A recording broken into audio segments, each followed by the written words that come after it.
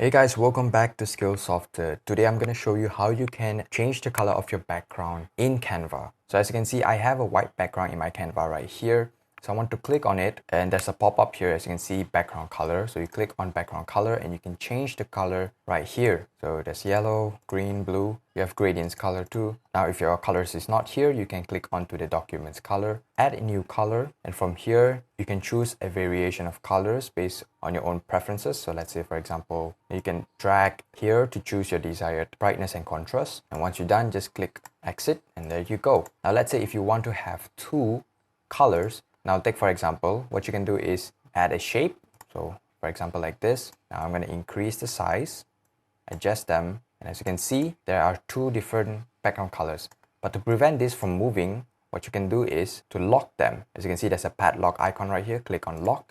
And there you go. You won't be able to move this background. Now you can also change the color. What you can do is click on it, unlock it, change the color from here. Now let's say I want it to be gray. All right, lock that, and now you can have a separate background color. You can add a heading right here, and there you go. As you can see, there's one title right here, and this is a subheading right here. And that is how you can change the color of the background in Canva.